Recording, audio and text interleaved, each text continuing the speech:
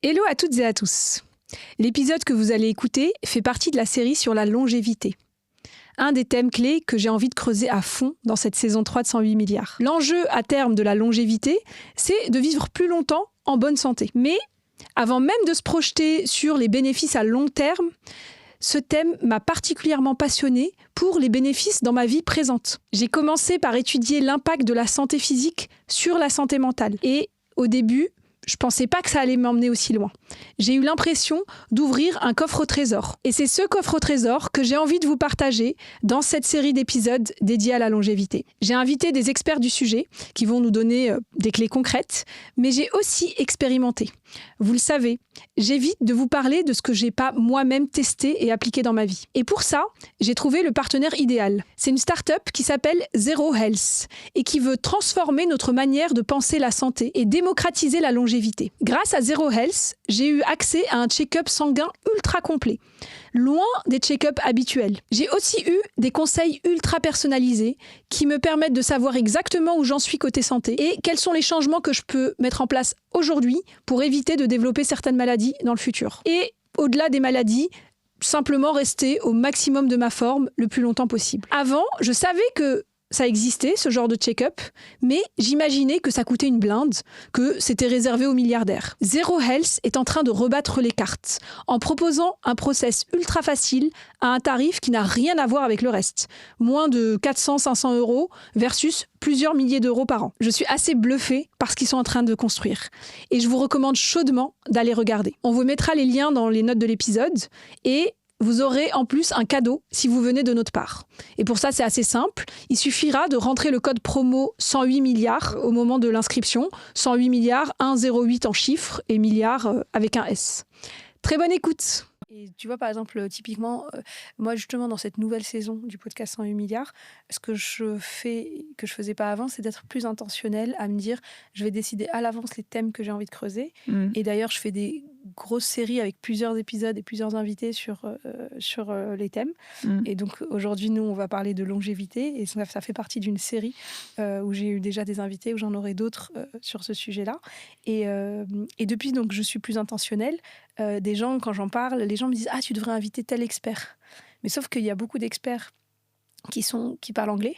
Et moi, je pourrais parler anglais. Alors après, j'ai un accent, mais on s'en fiche. Je parle très bien anglais. Mais je me refuse à faire des épisodes 108 milliards en anglais parce que je trouve qu'il y a déjà tellement de content. Le marché est saturé déjà. Mais c'est ça, il y a tellement. Moi, j'écoute tellement des super podcasts avec des super experts en anglais. Mon but avec 108 milliards, c'est d'avoir une alternative française et francophone. Voilà, donc c'est pour ça que je ne veux pas aller là-dessus. Oui, je comprends. Et c'est ce que j'ai lu aussi récemment, que c'est mieux. Et là, c'est un sujet qui était très...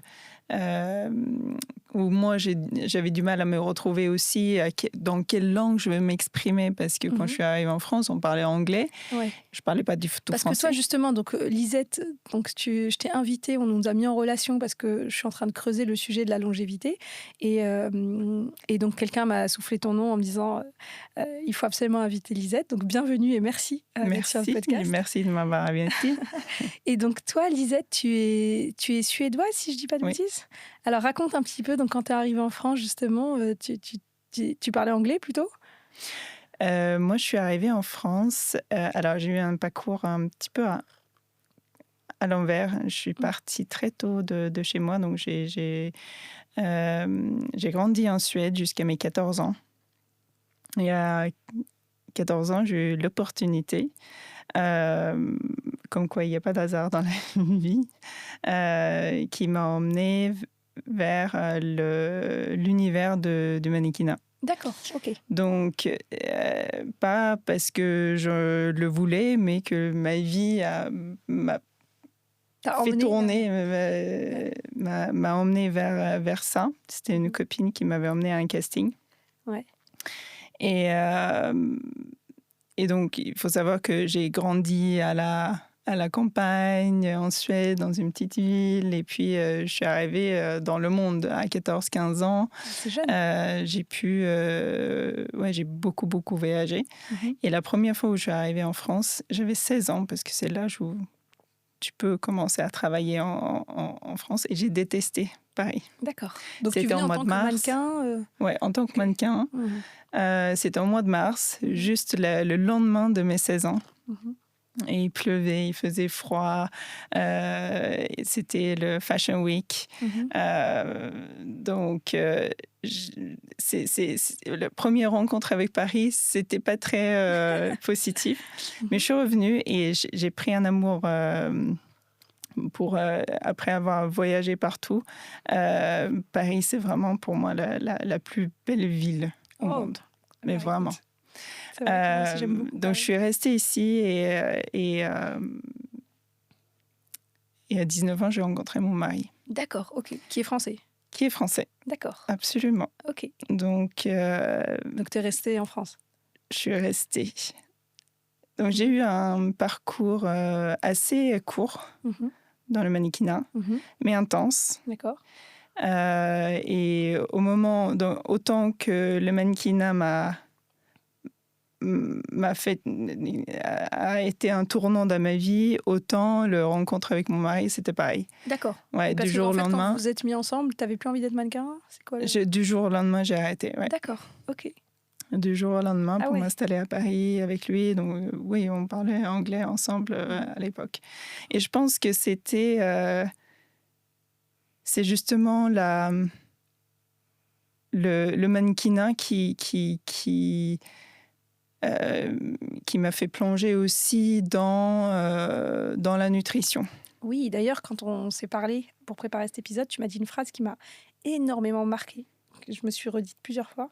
Tu m'as dit, en fait, à cause ou grâce au mannequinat, j'ai pris conscience très très tôt que ce que je mangeais se reflétait sur mon corps, un effet sur mon corps. Absolument, et sur le mental surtout. Et sur le mental. La psychologie, c'est-à-dire nos relations avec la nourriture. Ouais. Raconte ça justement. Donc les années, donc tu as 14 ans, tu as grandi dans une campagne suédoise, tranquille, on va dire. Tranquille. Voilà. J'étais embouleuse, donc assez musclée, athlétique. D'accord. Ce qui ne plaît pas du tout dans le mannequinat. Okay. Donc on m'avait dit justement, ce serait bien que tu perds quelques centimètres, pas kilos, quelques centimètres autour des hanches. Et c'est là où j'ai fait mon premier régime. D'accord. Ah oui, donc à 14 ans, tu fais ton premier régime. Premier régime. Ouais. Et surtout que j'imagine que tu étais athlétique, tu faisais du hand, tu n'avais pas de problème de poids ou de surpoids. Absolument. Ouais. Donc, c'est assez... c'est quand j'y pense, parce que sur le moment, t'es porté vers cette excitation. Il y a des paillettes partout. Oui, et c'était super. D'ailleurs, mon expérience dans le mannequinat était géniale. Génial. Je reconnais. Mais quand j'y repense, c'est quand même c'est là où j'ai pris conscience que ce que je mange a un effet positif ou négatif sur mon corps. Et ma relation à la nourriture a changé à ce moment-là. C'était plus du tout pareil. Avant, je mangeais parce que j'avais faim, ou bien parce que c'est bon, parce que j'ai envie. Il y avait beaucoup de joie. Et d'un coup, c'était très... les régimes, en général, c'est restrictif. C'est devenu beaucoup moins rigolo. C'est très négatif. Et souvent, ça joue aussi sur notre morale. Donc, cette relation à la nourriture est devenue assez complexe, on va dire, à ce moment-là. Donc, ça, c'est la première rencontre. Est-ce que tu es passé par des épisodes... On a anorexie. Une idée reçue de l'extérieur, c'est que dans le monde du mannequinat, beaucoup tombent dans l'anorexie. Absolument non. Non, parce que et c'est une des raisons pourquoi mes parents m'ont laissé partir aussi. C'est parce que je pense que j'ai les pieds sur terre. D'accord. Tu avais une base de santé mentale extrêmement solide qui fait que tu n'es pas tombé dans les extrêmes. Lequel, beaucoup donc, de gens en fait, dedans. ce que je faisais, bien évidemment, j'étais restrictive, mais je continuais à faire mon sport, je continuais à bien manger, je me suis jamais fait vomir, j'ai jamais été anorexique. Et tu les voyais, donc, les personnes Oui. Est-ce qu'aujourd'hui, le fait d'avoir bossé dans le mannequinat, tu as une empathie ou un regard particulier sur justement les problèmes d'anorexie, etc. Est-ce que tu te dis oui, c'est quelque chose auquel je suis plus sensible que si j'avais pas bossé dans ce secteur, que je peux voir de l'extérieur? Alors, l'anorexie est une maladie mentale, hein, donc moi, je ne suis pas ces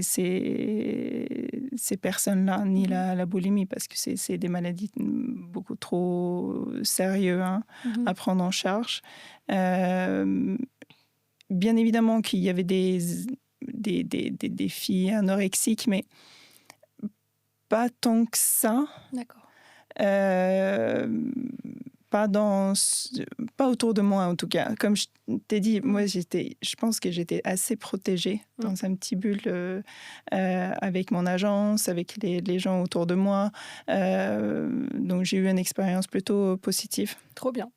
Et donc, ça a duré 5 ans. Et ensuite, ça a duré 5 ans. J'ai vécu... Alors, de deuxième chose, pour revenir dans la longévité et la nutrition, et je ne suis pas encore dans la nutrition, c'est que j'étais à Miami et je vivais... J'ai une amie à mes parents et donc elle est suédoise mais elle vit une vie américaine à Miami et elle avait organisé, je crois que c'est à l'époque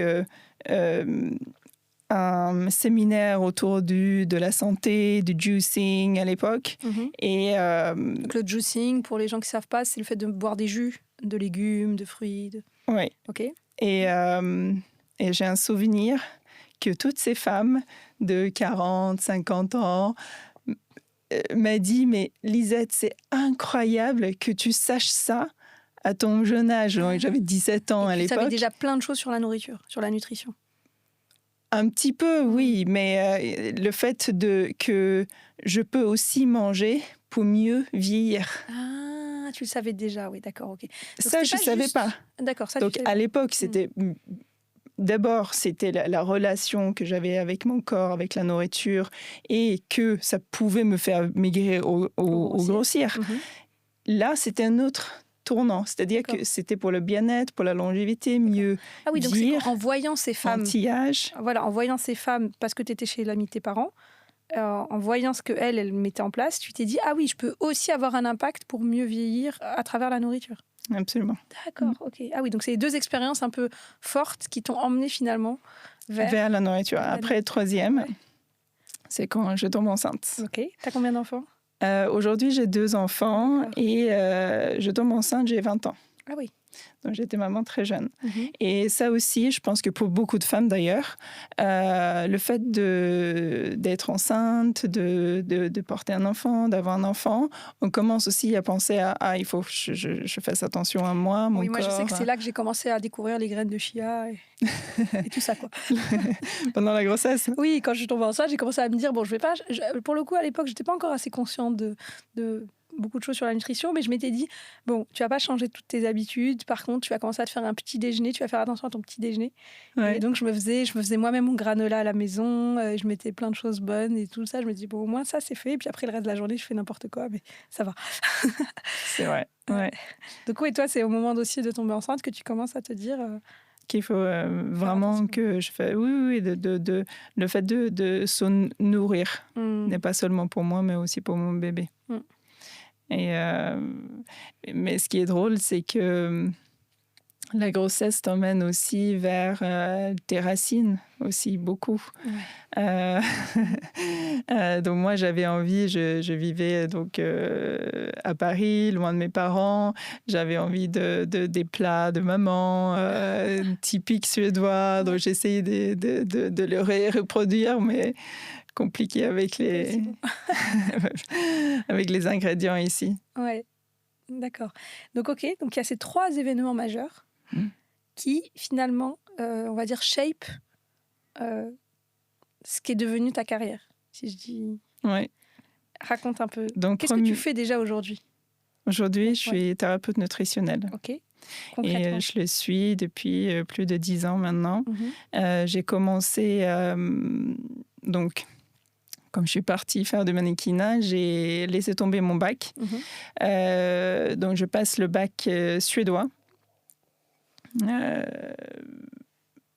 à Paris, à distance. Donc, c'est le bac scientifique. Et ensuite, j'ai eu mon fils et je commence des études en diététique nutrition humaine. D'accord, en Paris. France, à Paris. Okay. Que j'étais à l'époque, je pense que ça a évolué aujourd'hui, mais un petit peu déçue de leur vision et philosophie autour de la nutrition. C'était encore C'était en quelle année? J'avais il y a 12 ans. D'accord. Ok, donc on est en 2024, donc c'est en 2012. 2012, ouais, l'année où j'étais enceinte avec Mia, absolument, ouais. Et donc, quand tu dis « je suis déçue de leur vision », c'était encore très... Ouais, très à l'ancienne, on compte les calories, on pèse les aliments, on compte le nombre de calories qu'une telle personne a besoin pour un tel besoin, activité physique, etc. Et ça, aujourd'hui, donc, très, maintenant que tu connais beaucoup mieux le sujet, c'est n'importe quoi. Non, je pense que après, je ne sais pas comment ça a évolué dans la diététique, mais j'ai laissé tomber les études en diététique pour ça, pour me concentrer plus sur du health coaching, sur la psychologie alimentaire. Donc, je suis eating psychology coach aussi. Donc, ça, c'est la relation que l'on a avec la nourriture. Qui es-tu en tant que mangeur? Qui est, pour moi, c'était une révélation. Donc, ça aussi, tu l'as étudié ou comment ça Je l'ai étudié, oui. Vas-y, raconte alors. Pourquoi c'est une révélation? Parce que ça va au-delà de la nourriture, ce que l'on mange.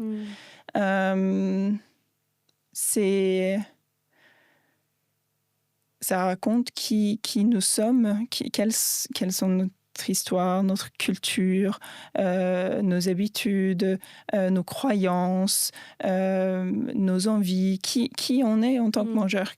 Qui es-tu? C'était pour moi aussi le plus important, c'est de savoir, c'était pas seulement ce que tu manges. Donc, il y a ce que l'on mange, bien évidemment, mais il y a aussi ce que l'on digère et ce que l'on absorbe. Hein? Et ensuite, c'est qui la personne qui mange. Et c'est là où ça ouvre des portes vers plus de possibilités, parce que là, chaque personne est unique. Comme notre microbiote est en empreinte unique pour chaque personne. Donc, qui est un peu le fruit de nos origines, de où est-ce qu'on est né, de quelle famille on vient, mais de notre environnement et de toute la succession d'environnements qu'on a connus depuis qu'on est né, quoi, quelque part. Ouais, donc c'est vraiment unique. Et oui, donc c'est ça ce que on travaille dans la psychologie alimentaire, c'est d'essayer de comprendre qu'il y a autant de régimes que de personnes sur Terre. C'est clair. En fait. Ouais. Donc il faut manger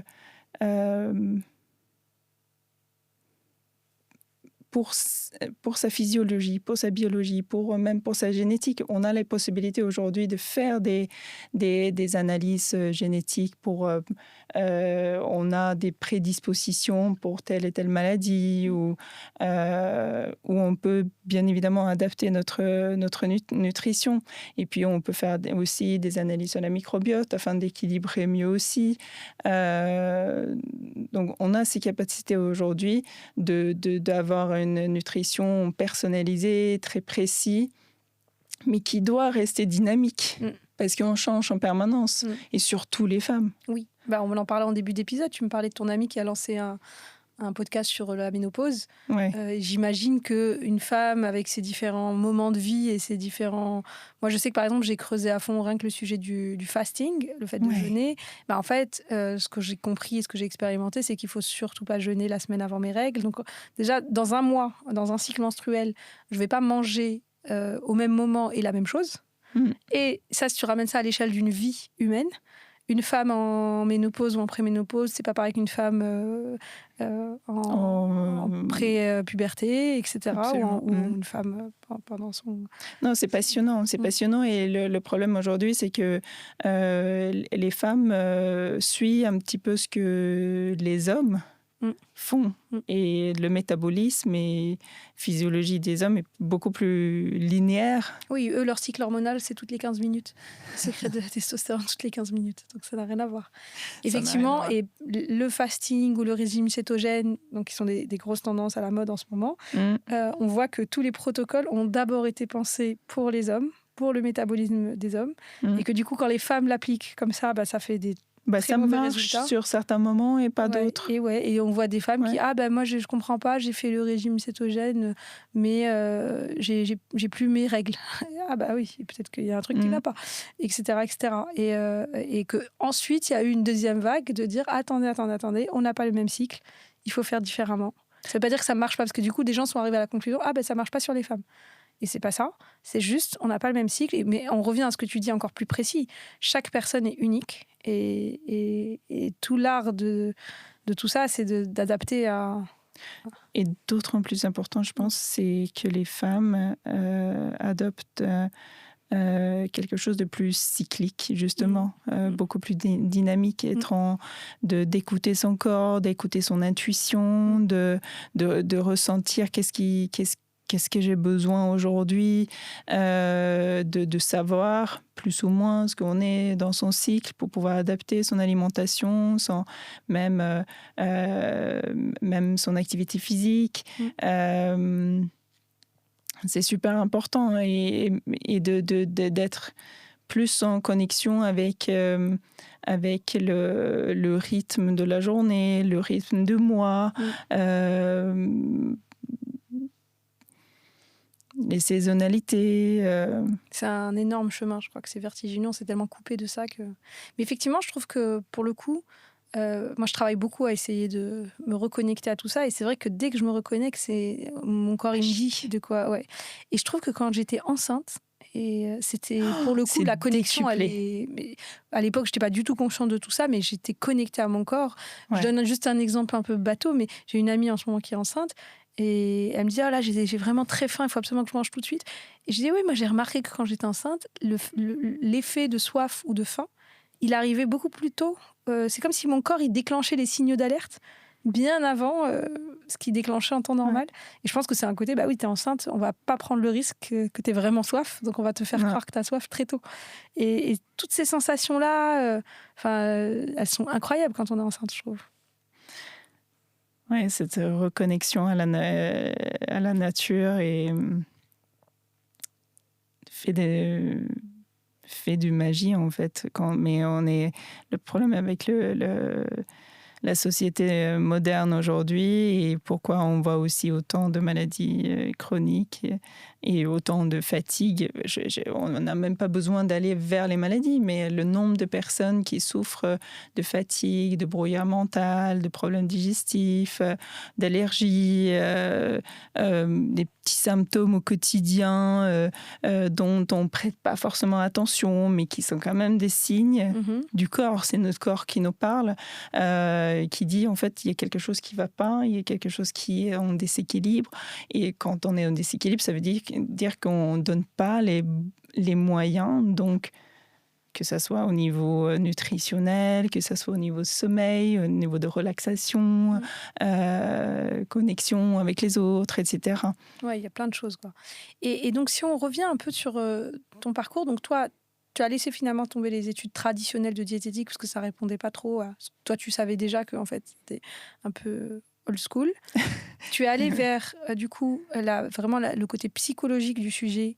Psychologie, et puis j'ai creusé je fais un DU en microbiote et santé avec professeur Karine Clément à la Salpêtrière aussi. Qui est une des pontes du sujet. Dans le microbiote, absolument. Elle travaille beaucoup avec aussi l'obésité. Mais c'était passionnant aussi de plonger dans le monde, dans ce écosystème des bactéries qui habitent en nous et qui... on est 10 fois plus de bactériens que cellules humaines. Ah oui, on a beaucoup plus de bactéries que de cellules humaines, c'est incroyable. Et c'est incroyable. On est plus des bactéries que des humains. Oui, et il faut vivre en symbiose avec eux. Et la nourriture ou l'alimentation moderne, occidentale, doesn't support. Ne supporte pas du tout ça. Elle n'encourage pas. N'encourage pas l'équilibre de cette microbiote. Ouais.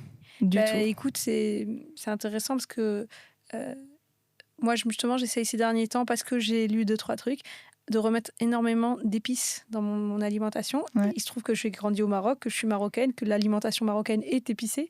Mais quelque part, c'est de me reconnecter à ça en se disant, si mon microbiote, déjà, il doit avoir l'habitude et il doit aimer, puisque c'est dans mes ancêtres. Dans tes racines. Et mes enfants, je les taquine.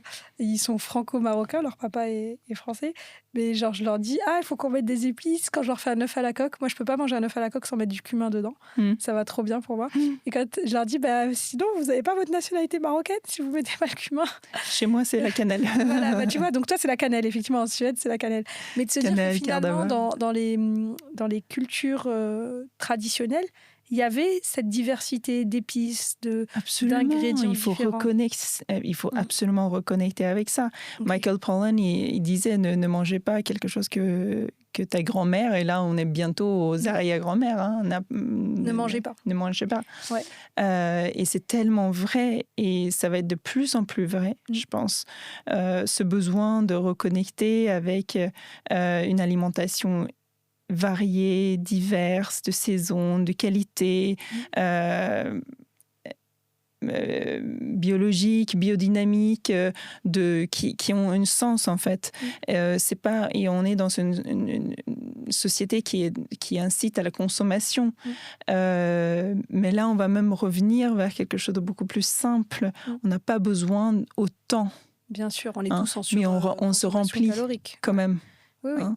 Et alors du coup, ces études que tu as faites différentes, donc à la fois avec le volet nutrition, le volet psychologie et le volet microbiote, ça t'a amené à quoi et quel est le lien avec le sujet de la longévité ? J'ai pas fini encore. Vas-y, continue. Vas-y. J'ai continué mes études en nutrition fonctionnelle. Okay. Qu'est-ce que c'est la nutrition fonctionnelle ? Alors, c'est d'apporter une alimentation qui pourrait... on parle des épices, ce sont des aliments fonctionnels qui ne donnent pas seulement un goût, mais une propriété spécifique, donc anti-inflammatoire par exemple, ou antifongique. Et donc, c'est d'adapter une alimentation par rapport à une pathologie, par exemple, spécifique, détoxifier le foie ou justement rétablir la microbiote, manger pour le cœur, pour le cerveau. D'accord. Donc c'est vraiment se dire que nos aliments sont une sorte de médicament. Oui. Et je vais adapter. Donc la nutrition fonctionnelle, c'est je vais voir que mon alimentation n'est pas juste une source d'énergie et de plaisir, c'est une source fonctionnelle de certains nutriments, de certains oligo-éléments, de certains trucs dont mon corps a besoin pour fonctionner. Et ce qui est incroyable, c'est qu'on ne va pas forcément regarder un organe ou un système séparément. C'est de voir comment le corps, les cellules, les tissus, les organes, tous les systèmes communiquent et travaillent ensemble. Alors, élabore un peu sur ce sujet-là. En nutrition fonctionnelle, comment on approche justement le corps comme un système global ? Disons, alors... pourquoi on mange des fibres, par exemple ? Donc, les fibres ne sont pas un substrat énergétique pour nous, mais pour les bactéries. Ce sont les bactéries intestinales qui vont utiliser ces fibres et produire, par exemple, des acides gras à chaîne courte au niveau intestinal. Ces acides gras à chaîne courte vont aussi venir renforcer notre paroi intestinale. Ils sont anti-inflammatoires, entre autres. Après, il peut y avoir aussi d'autres métabolites. Donc, ces métabolites sont produits par notre microbiote qui passent dans le flux sanguin, qui vont après venir communiquer aussi avec le cœur, le cerveau, parce que le sang circule partout dans le corps. Donc, il va emmener tous ces nutriments Partout. D'accord. Très clair. Les oméga-3 qui sont anti-inflammatoires, qui sont extrêmement importants pour le cœur et aussi pour le cerveau, qui 70% du cerveau, c'est du gras. Donc, il faut nourrir. Et ça, c'est très important même pour les femmes et les hormones parce que c'est quand même les constituants de nos hormones aussi. Donc, c'est même dangereux pour toutes ces femmes qui mangent ou font des régimes... pauvres en gras. Très pauvres en gras, oui. Ouais, c'est qui était le cas depuis quelques décennies. Maintenant, je pense qu'on commence à comprendre qu'il y a des bons et mauvaises graisses, entre autres. Mais c'est vrai que la croyance jusqu'à il y a très peu de temps, c'est si je veux maigrir ou si j'ai envie d'avoir la taille mannequin, il faut que j'enlève le gras. Et donc, même toute la mode de l'industrie agroalimentaire, yaourt light, tout light. Moi, je sais que depuis quelques temps, depuis que je regarde un peu ce sujet, je n'achète plus de produits light. Même pour mes enfants, c'est du lait entier. Tout est entier. La crème fraîche, elle est entière. Et je sais que c'est pas ça, que c'est très mauvais en fait. En plus, ça donne des messages, des mauvais messages au corps parce qu'il pense qu'il mange un aliment qu'il connaît, qui est gras. Et comme il n'est pas gras, il y a un truc qui se dérègle, quoi. Tout ce qui vient avec un message, il faut se poser les questions aussi. Non, c'est un conseil, ce que j'appelle mes golden rules, pour ne pas se perdre dans tous ces régimes et façons de manger, c'est d'abord se poser les questions de la qualité. D'accord. On peut prendre l'exemple du pain, par exemple. Le pain Harris au supermarché contient énormément d'additifs qui est très raffiné. Donc, c'est un produit ultra transformé. Et puis, pour avoir une meilleure qualité, qu'est-ce que je peux faire? Est-ce que je peux aller à la boulangerie? Oui. Donc, au moins, c'est un petit peu mieux en qualité. Et puis, pour augmenter davantage cette qualité, est-ce que je peux faire le pain moi-même? Donc, après, c'est des pains plutôt complets aux céréales, avec plein de graines. Moi, je sais que j'adore le pain nordique. C'est ton pain, ça vient de chez toi. Donc, qualité, c'est la premier golden rule. Deuxième, c'est la fréquence. Okay. Et fréquence, on arrive à la variété aussi, parce que c'est d'apporter de plus en plus de variété dans l'alimentation et pas toujours manger la même chose. Mais il y a tellement de gens qui mangent toujours le même type de déjeuner, qui prennent un sandwich à midi et qui font un plat de pâtes le soir. C'est très monotone, en fait. Ça, c'est catastrophique. Donc, la fréquence et la variété, et puis à la fin, la quantité. Et là, on revient aussi sur le mindful eating, de ralentir lorsque on mange. Prends le temps. Peu, pour les gens, c'est quoi le mindful eating? Alors, je pense que c'est un des conseils le plus banal que je donne à mes clients. Et le plus simple, mais le plus difficile. Les conseils les plus banals, c'est les plus difficiles à faire, mais c'est aussi des choses qu'il faut rappeler. Absolument. Moi, j'aime bien dire à mes clients en coaching, vous me payez très cher pour vous dire des choses bêtes que vous savez déjà, mais il faut que je vous le dise. J'adore. Je vais le reprendre, ça aussi. Non, mais c'est vrai, c'est tellement vrai. C'est le plus difficile à mettre en place et on y travaille mais énormément parce que comme notre système nerveux est un peu en surcharge quand on se met à table, on va avaler rapidement ce que l'on mange. Et ça, c'est très catastrophique pour le corps parce qu'on va forcément consommer plus. Oui. Beaucoup plus que ce dont l'on a besoin. En fait, moi, il y a une info aussi que je trouve assez intéressante, c'est qu'il paraît qu'on met 20 minutes, que l'information de satiété met 20 minutes à monter. Et que du coup, si tu manges très vite, il y a des chances que tu vas manger en moins de 20 minutes. Donc, tu vas manger beaucoup plus que ce dont tu avais besoin pour plus avoir faim. Et ça fait l'effet où tu as hyper faim. Tu te mets à table, tu manges à fond. Et puis au bout de 25 minutes, tu es là, tu fais « Ah, j'ai trop mangé, j'ai mal au ventre ». Trop manger, problème digestif, et puis cette notion de plaisir.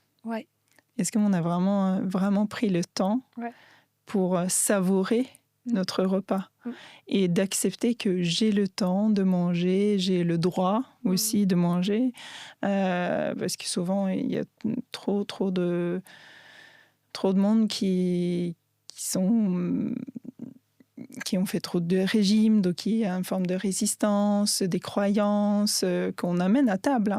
Et parfois, c'est une des raisons aussi pourquoi on mange vite, c'est pour se débarrasser, ça y est, manger, mais on n'est pas là, on n'est pas présent, on n'est pas mindful, comme j'ai dit. Et donc, on a peur aussi de manger, par peur de grossir, etc. Donc, mindful eating, c'est Et on le transmet beaucoup. Moi, je donne un exemple. Mon fils, qui a 5 ans, mange, par rapport au reste de la famille, extrêmement doucement. Bien sûr. Mais nous, je pense qu'on mange trop vite. Et que c'est lui qui a raison. Mais c'est l'heure d'aller à l'école. Il n'a toujours pas fini son petit-déj. Et évidemment que je vais lui dire... Alors, je fais attention de ne pas dire dépêche-toi. Mais je vais lui dire concentre-toi pour finir. Parce qu'effectivement, dans son je mange doucement, il y a une partie qui est super et qui est prends le temps. C'est très important. Et on prendra le temps qu'il faut. Et si tu es en retard à l'école, limite, c'est pas grave. Et il y a une partie qui est il n'est pas concentré, il parle. Et machin. Donc, j'essaye d'adresser. Mais mine de rien, je me rends compte que c'est terrible. Parce qu'à chaque repas, on lui envoie des messages, que ce soit verbal ou non verbal, que en fait, il est trop lent à manger. Et c'est pas bon, en fait. Parce que c'est lui qui a raison. Bien sûr.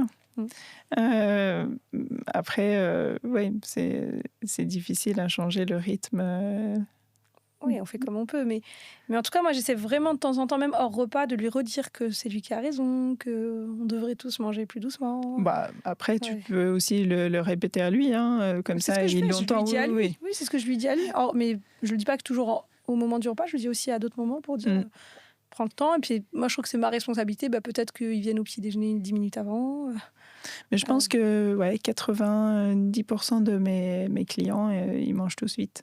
Ouais. Moi, je sais que je mange trop vite. Et que, pour le coup, c'est marrant parce que pour des raisons très différentes, sans forcément me dire je vais faire du mindful eating, mais ces derniers temps, c'est comme, justement, on parlait d'être à l'écoute de son corps. Peut-être que parce que je commence à vouloir être à l'écoute de mon corps sur d'autres aspects, ces derniers temps, je ressens que mon corps me demande de manger plus doucement. Et par exemple, j'observe que certaines personnes avec qui je mange régulièrement, mes proches ou mes amis, avant, je finissais bien avant eux. Et maintenant, je finis bien après eux. Donc, je me dis, il y a aussi un moment, si tu augmentes ton écoute de ton corps, tu ressens le besoin de manger plus doucement. Il y a un travail sur de cette conscience. Oui, exactement. Ce qui est passionnant, en fait. Je trouve que...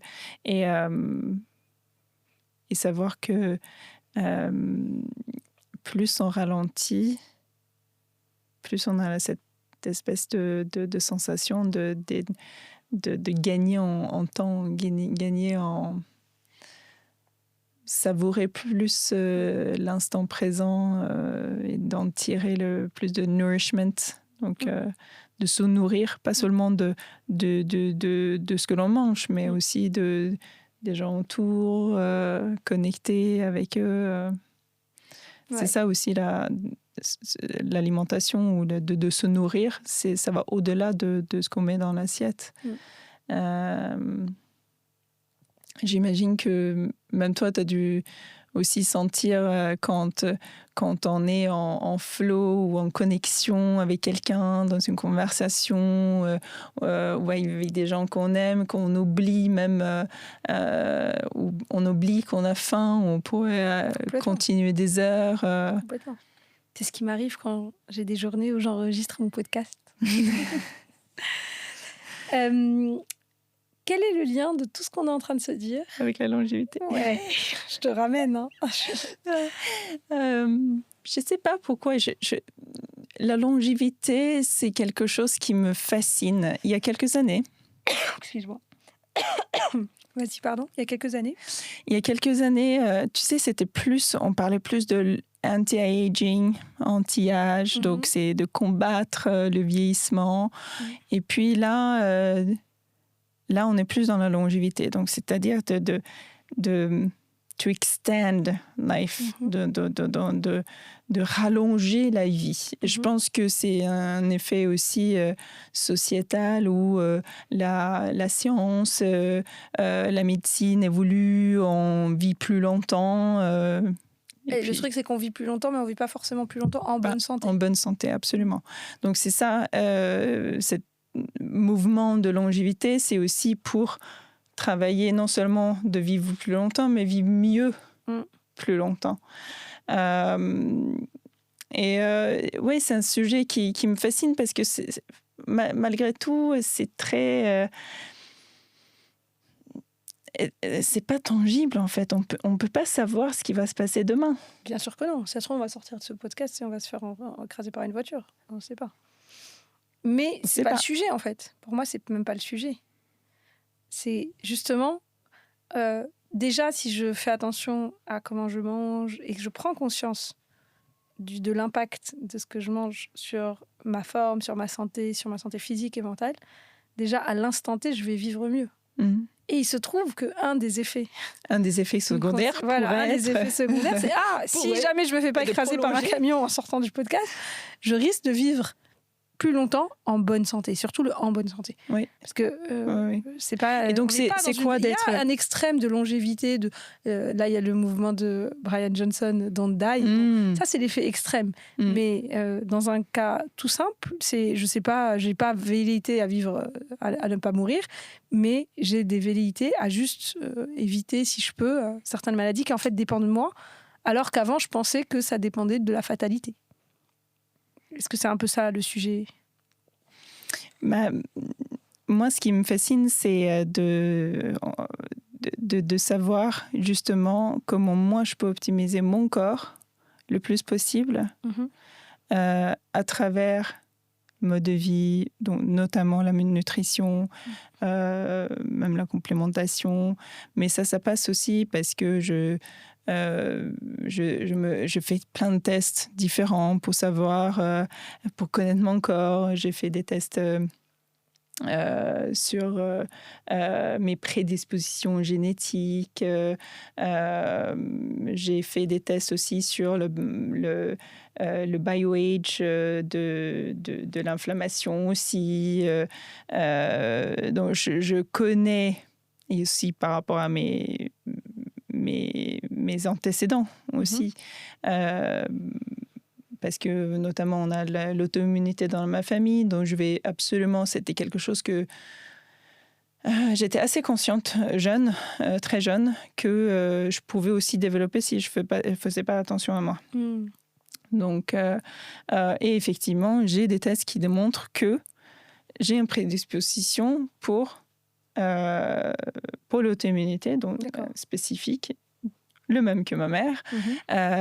Et si j'aurais un mode de vie ou une alimentation inflammatoire, acidifiant, pauvre en antioxydants, forcément, tu l'aurais déclenché. Je pourrais le développer ou déclencher. Ça peut passer par des traumas aussi. C'est pas que l'alimentation. On peut avoir à un moment donné un choc émotionnel. Oui, c'est toujours le lien entre mental et physiologique. Les deux travaillent ensemble. Pourquoi c'est important de nourrir corps, âme et esprit. Exactement. Ouais. Tu sais que moi, j'ai été amenée à travailler sur ce sujet de la longévité et notamment de vouloir dédier toute une série du podcast 108 milliards à ça.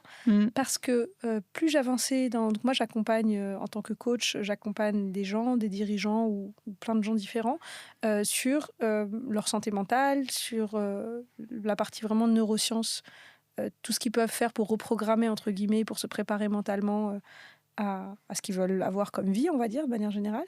Et plus j'avançais, plus je me rendais compte que si je n'adressais pas, si je n'avais pas de vision de la partie physiologique, en fait, je passais à côté. Parce que la façon dont on dort, la façon dont on s'alimente va avoir un impact sur la santé mentale et vice-versa. Donc, je suis obligée d'avoir une vision plus globale. C'est pour ça que je suis arrivée à ce sujet. Et donc, ça revient à comment je me sens le matin quand je me lève. Exactement, aussi simple que ça. Est-ce que je me réveille plein d'énergie, plein d'espoir, plein de vitalité, d'envie, ou est-ce qu'on se réveille fatigué avec des douleurs, pas de projection. Donc ça fait partie de la longévité aussi. Donc connaître son corps, connaître sa biologie, ça c'est, pour moi, je pense que c'est important. Après, ce qui est intéressant, c'est de regarder les Blue Zones autour du monde. On revient sur des choses extrêmement simples là aussi. C'est quoi les Blue Zones ? Les Blue Zones, c'est là où On trouve les peuples qui vivent le plus longtemps, le plus de centenaires, dont notamment en Sardaigne, en Grèce, en Loma Linda aussi, en Californie, au Quinoa, au Japon, et puis Costa Rica. D'accord, ok. Donc on essaie de comprendre pourquoi est-ce que ces gens-là, qui appliquent en général un mode de vie traditionnel, oui, encore aujourd'hui, mais pourquoi ils arrivent de vivre aussi longtemps. Voilà, longtemps en bonne santé. Longtemps en bonne santé, oui, sans maladie chronique. Et qu'il y en a qui, ils ne sont pas connus du tout des problèmes cardiovasculaires, de cholestérol, de diabète, etc. C'est une alimentation qui est plant-based, donc végétale. Pas forcément végétarienne, mais végétale. C'est-à-dire plus de végétaux que de protéines animales. Mais après, il y a des produits laitiers, il y a un peu de viande, du poisson, surtout du volaille aussi, mais pas dans la même fréquence que nous, on voit. Donc, beaucoup plus de légumes, légumineuses, légumes, fruits de saison, des préparations ancestrales dans le respect du produit, mais surtout des épices, beaucoup d'épices, beaucoup de bonnes graisses aussi, huile d'olive, on voit beaucoup, des protéines de qualité, mais surtout, ils vont pas à la salle de sport. C'est un mouvement du quotidien. On est en mouvement, il y a des moments de relaxation dans la journée, il y a une connexion. C'est la famille, l'entourage, notre tribe, notre communauté. Le lien affectif et nourri. C'est extrêmement important. Donc, ça donne un purpose, un but dans la vie. Donc, ça reste des choses, mais extrêmement simples pour vivre plus longtemps. Donc, forcément, on va jouer sur le système nerveux autonome. On va revenir plus vers le système nerveux parasympathique, celui qui calme, qu'on appelle rest and digest en anglais. Plutôt que de rester, comme nous, souvent, on reste un peu bloqué dans le sympathique, orthosympathique, qui va sécréter beaucoup d'hormones de stress, comme le cortisol, l'adrénaline, en permanence. Donc, c'est le fight or flight. Voilà, si tu devais un peu expliquer le système nerveux sympathique, parasympathique, dans quelles circonstances c'est le sympathique qui s'active et dans quelles circonstances c'est le parasympathique? Dans la vie quotidienne, en général, on va être dans le sympathique, on va être en alerte, plus ou moins. Donc c'est le quand système qui gère les alertes. Fight or flight. D'accord. Absolument. Okay. On est actif, on est alerte de ce qui se passe, mais aussi c'est un moteur, c'est pas mauvais. Le problème, c'est l'excès. Mais le problème, c'est encore cet équilibre entre les deux. Le yin et le yang. C'est-à-dire, il y a le masculin qui est très sympathique et le féminin qui est plutôt parasympathique. C'est le rest and digest. Sauf qu'on ne retrouve plus autant de parasympathie, de ce calme intérieur. Donc, aujourd'hui, on va faire un cours de yoga ou de méditation. Ces pratiques qui ramènent le système nerveux, mais on a besoin de retrouver de plus en plus, même à table. Oui. Si on est à table et qu'on regarde la télé, c'est pas pareil que si on est en train de discuter tranquillement. Et c'est dans ce système nerveux qu'on peut aussi ressentir justement c'est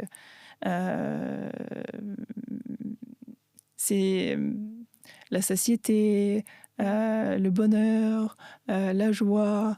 Ça nous ramène aussi vers le système nerveux parasympathique. Il y a quelque chose de magique qui se passe quand on calme le système nerveux, en fait. D'accord. Et pour autant dire qu'on ne doit pas que rester là. On a besoin les deux. Oui, c'est un équilibre, évidemment. Et toi, aujourd'hui, comment tu accompagnes tes patients ou tes clients? Pourquoi les gens viennent te voir? Dans quelles circonstances? Et comment tu les accompagnes pour créer quoi? Oui, pour rebondir un petit peu sur le parcours, alors parce que je continue mon quête vers la nutrition et la nutrition fonctionnelle et intégrative à l'Institut SIN, qui est le Scientific Institute for Intelligent Nutrition, avec Dr Caudron, qui est génial. J'adore ce cursus aussi. Et ça m'a emmené à travailler avec des centres comme le centre Vitruve, qui est un centre de médecine globale à Paris, où j'ai travaillé 4 ans. Et puis, j'ai travaillé aussi où je recevais des patients et les suivais dans leur parcours de santé, mais aussi dans la maison épigénétique où je faisais des bilans épigénétiques. Et récemment, j'avais intégré un autre plateforme de médecine fonctionnelle et intégrative en Europe. Où je m'occupais aussi de suivre les clients au niveau nutritionnel et micronutritionnel. Et c'est ce que je fais aujourd'hui, c'est que j'ai un suivi en one-to-one essentiellement. Et les gens, ils viennent me voir soit pour l'optimisation, justement, de comment je peux mieux me nourrir pour mieux vieillir, pour me sentir mieux. Donc ça, c'est tout simplement. Le client, il arrive avec cette question. Absolument. D'accord. Et puis, beaucoup de femmes aussi dans les changements hormonaux. D'accord. Aussi, elles sentent qu'il y a des changements, elles sentent qu'il y a des choses à faire. Elles veulent mieux comprendre leur physiologie. Donc, je les suis sur ça aussi. Beaucoup de personnes autour de problèmes digestifs. Par exemple? Ça peut être reflux, ça peut être des indigestions, ça peut être des troubles de transit, donc des ballonnements, des gaz, altérations de transit qui sont très, très, très handicapants dans leur quotidien, en fait. Et quand ces gens-là viennent avec des problèmes de digestion, est-ce qu'en général, ils sont déjà allés voir un gastro-entérologue, un médecin généraliste? Ils ont déjà tout essayé? C'est quoi quand ils arrivent chez toi, ils sont dans quel état? Alors, j'ai les deux. J'ai des personnes qui n'ont jamais été voir quelqu'un, mais aussi des personnes qui ont vu plusieurs gens, dont notamment, oui, des gastro-entérologues. Mais la plupart des gastro-entérologues aujourd'hui ne regardent pas de ce qui se passe au niveau de la microbiote. Donc, mais c'est au même temps, c'est important d'avoir le suivi aussi médical parce que eux, ils vont regarder s'il n'y a pas un pathologie. D'accord.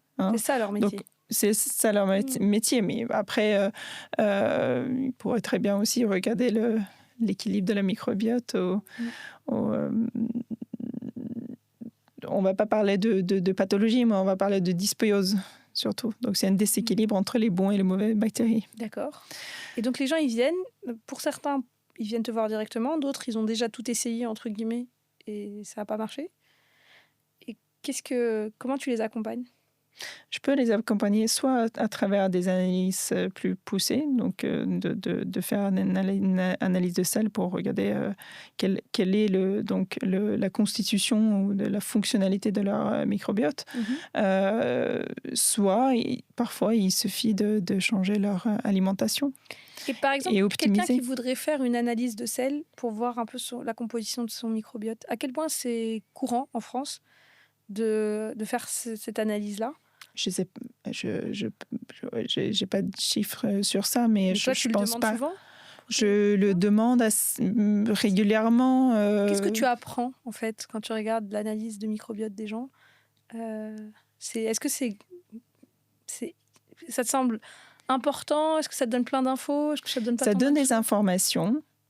Mais il faut être humble aussi parce que c'est une science, c'est un organe à part entière, la microbiote, et c'est très dynamique. Donc, ça peut changer un petit peu, même au cours de la journée, par rapport à ce qu'on a mangé. Il est très résilient. Donc, si tu veux changer l'état de ta microbiote, il faut du temps, il faut des mois de changement alimentaire pour que ça s'installe. D'accord. Mais ça reste très dynamique dans la journée, voire dans les jours. D'accord. Donc ça donne des indications. Ça me donne des indications de quelles sont les phyla, les familles, les différentes familles qui sont là, les différentes sous-familles. Si je vois qu'il y a certaines bactéries en trop, donc ce sont des familles qui peut-être devraient être un petit peu moins nombreux. Parce que s'il devient plus nombreux, il devient un peu trop résistants. Donc, ils créent des formes de biofilms, donc très résistants. Donc, c'est compliqué après de les pas éliminer, mais de les calmer. Leur dire que c'est pas eux les chefs. Absolument. Ouais. Et puis, ces bactéries, comme je disais tout à l'heure, ils vont produire aussi des métabolites, que ce soit des métabolites bons ou mauvais. Donc, il y a les LPS, par exemple, peuvent être des métabolites très inflammatoires qui peuvent après circuler dans le corps et créer une réaction inflammatoire. C'est quoi un métabolite, si tu expliques? Les LPS, par exemple, ce sont des métabolites qui lipopolysaccharides. Donc, ils sont inflammatoires pour le corps. D'accord. Ça crée une inflammation, que ce soit locale ou bien systémique. D'accord. Après.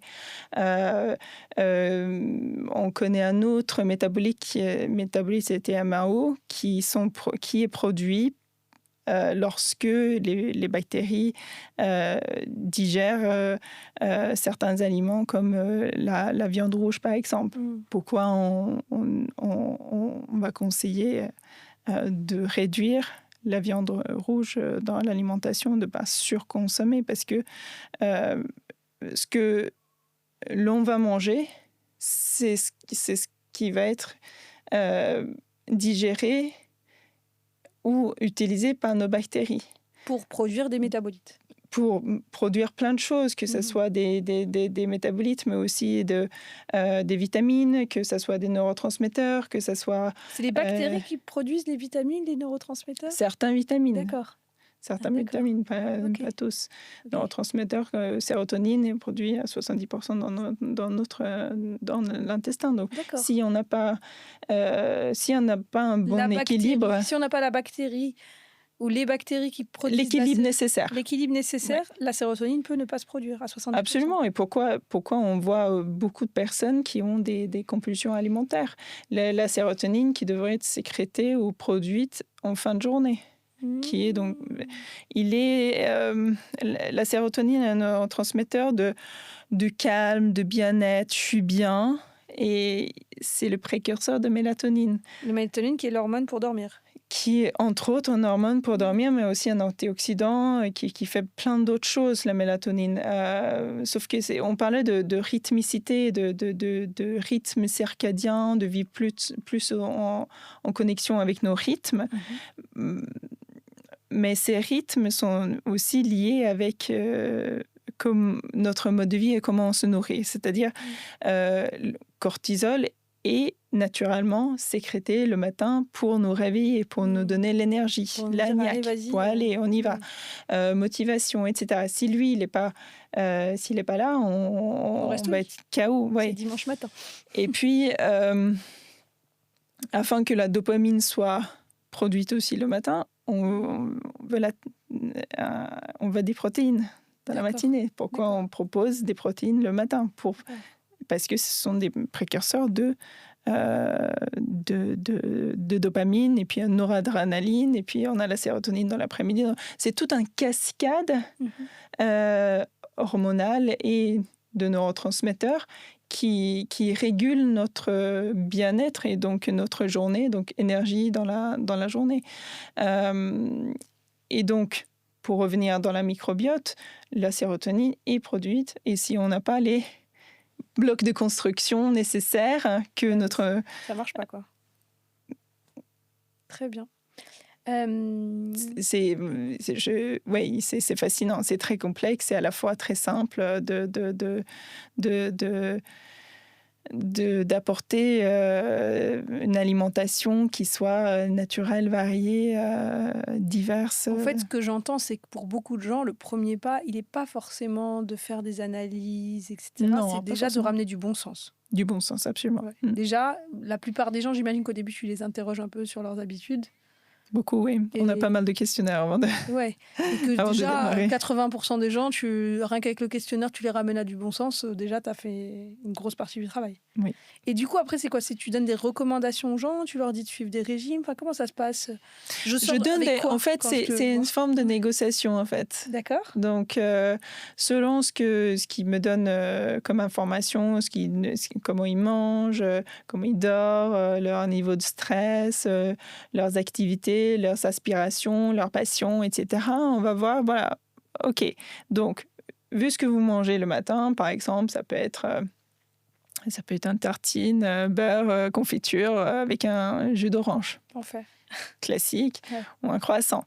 Ouais. Et là, on commence. Bon, est-ce qu'il serait possible de apporter un œuf, par exemple, le matin, afin de travailler sur votre énergie de la matinée, parce que vous êtes fatigué, vous avez des fringales à 11 heures déjà. Donc, il faut apporter les blocs de construction nécessaires pour éviter qu'il y ait des fringales et éviter la fatigue. D'accord. Donc, on va et si c'est pas un œuf, ça peut être aussi de travailler sur un pain plus complet, avec un avocat écrasé ou quelque chose de plus nutritif. Ouais. Parce que le métabolisme est beaucoup plus actif le matin et le midi, donc en début de journée qu'en fin de journée. Et souvent, les gens, ils vont faire le contraire. Ouais. Soit on saute le petit déjeuner, soit on a un petit déjeuner beaucoup trop sucré. Et le côté sucré, on peut l'apporter dans l'après-midi au niveau de goûter. D'accord. C'est là où on voulait que la sérotonine soit sécrétée. D'accord. Donc, un fruit, un carré de chocolat noir, des noix, etc. Ça, c'est le bon moment pour les emmener apporter dans l'après-midi. Mais plutôt apporter un petit déjeuner salé. Alors, je pense que cette croyance a déjà vachement été détruite, mais juste pour être sûre avec une professionnelle. Quand j'étais plus jeune, j'ai l'impression qu'on disait qu'il ne fallait pas manger trop d'œufs. Aujourd'hui, c'est fini cette histoire. Encore une fois, qualité. Oui, des œufs de très bonne qualité. De bonne qualité, bleu blanc cœur, bio, ça c'est important. Okay. Hein. On peut dire aussi la cuisson œuf coq, c'est toujours mieux que les œufs durs ou trop cuits. Ouais. Maintenant, on va pas forcément aller aussi loin. 70% de notre cholestérol est produit par notre foie lui-même. D'accord. Donc, on n'a pas... le cholestérol qu'on apporte dans l'alimentation ne fait partie que très peu de ce cholestérol. C'est la mythologie du cholestérol qui n'est pas fondée sur son foyer. En fait, c'est le terrain qui va créer... si on a un terrain acidifiant, qui est inflammatoire, trop sucré, avec... on va aussi produire le mauvais cholestérol par rapport au bon cholestérol, par exemple. Et donc, par exemple, moi qui suis végétarienne, je peux y aller sur les œufs? Oui. Ok. Moi, j'adore ça, je vais en continuer à manger, mais je vais en manger un peu plus ça. Et puis, oui, de vérifier. Après, il y a des formes aussi. Il y a des gens qui produisent naturellement plus de cholestérol. Hein. Donc, il faut le savoir, il faut le connaître. Hein. Donc, après, c'est à toi de voir au niveau biologie où tu en es, au niveau de cholestérol, fonction du foie, mais aussi la glycémie à jeun, mais aussi le... Et justement, sur ça, alors moi, je viens à peine de faire les analyses... détaillé, j'ai fait les analyses ce matin, donc je n'ai pas encore les résultats. Ah, dommage. Mais, voilà, sinon on aurait fait rigoler. Mais justement, maintenant que en fait, je me suis vachement informée pour mon podcast, mais moi, ce que je dis toujours à mes auditeurs ou même aux clients de 108 milliards, je leur dis, je ne vais pas vous parler de choses que je n'ai pas testées, que je n'ai pas mis en place dans ma vie. Donc, je suis en train de faire tout ça. Un peu comme moi, oui. Voilà. Et donc, justement, toi, tu disais tout à l'heure, pour faire le lien, que toi, tu as testé beaucoup de choses, que tu es allé, par exemple, tu as regardé un peu, c'était quoi ton terrain génétique, etc., que tu as vu par exemple le truc avec l'auto-immunité. Qu'est-ce que tu as fait exactement comme type de test? Est-ce que c'est des choses qui sont faciles à faire? Est-ce que c'est courant? Est-ce que tu vas voir n'importe quel médecin, il pense à te prescrire ça? Ou c'est toi qui as fait un peu? Non, c'est vrai que si on va voir un médecin généraliste, il va peut-être pas forcément prescrire toutes les analyses qu'on veut voir sur un bilan plus fonctionnel. Après, c'est toute une question qui est la personne qui va voir et qu'est-ce qu'il recherche. Mais par exemple, la vitamine D, encore aujourd'hui n'est pas forcément prescrit à chaque fois, et pourtant il est fondamental, entre autres. Moi, ce que j'ai testé, prédisposition génétique, donc je sais que, et ça va en lien avec l'auto-immunité, que je peux développer la maladie cœliaque, par exemple, qui est une allergie au gluten. Je peux le développer si je n'ai pas le bon terrain. Donc je le sais. Et comment tu as testé ça, par exemple? C'est quoi Alors, ça, je suis praticienne au Nordic Labs. Donc, ça, ils sont dans 40 pays, hein, mais ils sont basés à Copenhague. Et je travaille directement avec eux. Ils ont plein de tests fonctionnels. C'est quoi un peu la mission du Nordic Labs? De changer le healthcare system. Le système de santé, parce qu'ils souhaitent d'aller à la racine des problèmes et d'agir en prévention à travers ces différents tests. Donc, ce que je disais tout à l'heure. Beaucoup de tests. Oui, le propose. Et moi, je travaille avec eux en tant que praticienne. Donc, c'est avec eux que je prescris. Tu as pu tester plein de choses. Je teste des choses et je prescris à travers eux. Donc, par exemple, dont notamment la microbiote. Tes clients qui sont en France, ils peuvent se faire le faire très facilement. Ils viennent te voir. Ils ont tous les... Et par exemple, du coup, qu'est-ce que toi, tu as testé pour toi pour voir un peu le terrain génétique? Donc, le terrain génétique par rapport à mon corps et mes besoins, notamment. Donc, tu disais tout à l'heure, toi, tu es végétarienne. Moi, j'ai testé d'être végétarienne à un moment, mais toutes les analyses que je fais me démontrent que moi, j'ai besoin des protéines animales. Après, j'ai une groupe sanguin haut. Ouais, végétarienne et végane, c'est pas la même chose. Non. Non, j'ai besoin des protéines animales et ça revient assez régulièrement dans différents types de tests que je fais. Ça se manifeste comment? Comment on voit dans des tests qu'on a besoin de protéines animales ou pas? Alors, c'est la militante végétarienne. Dans les prédispositions génétiques, je pense que c'était plus au niveau de ma récupération, ouais, il y a quand on regarde les prédispositions génétiques, on va pas changer le génome, hein. Il y a des petits snippets qui on voit s'il y a des variations, et selon ces variations, ils vont recommander des aliments pour éviter que l'on va... donc toi, à chaque fois... C'est comme un peu l'interrupteur encore, comme dans les génétiques. Qu'est-ce qui va allumer, qu'est-ce qui va éteindre? Et donc toi, quand tu as fait ces tests-là, tu voyais que ce qu'on te recommandait pour pas activer ce que tu veux pas activer dans ton génome. Notamment le poisson, les poissons gras pour l'anti-inflammatoire, comme par etc. hasard, c'est des choses qui sont dans le régime suédois ou nordique très courant. Oui. Comme par hasard. Oui, comme par hasard, absolument. Donc, entre autres, mais ça ne veut pas dire qu'il faudrait que j'apporte de la viande rouge dans ma alimentation. Non. Et ce que j'en fais pas. Mais je pense qu'il y a une certaine raison aussi d'être raisonnable et respectueux, non seulement à son corps, mais aussi à l'environnement. Donc ça, c'est important. Non, c'est juste pas de le supprimer complètement dans mon alimentation. Donc, notamment, après, on a les œufs, les produits laitiers qui peuvent en apporter aussi, bien évidemment.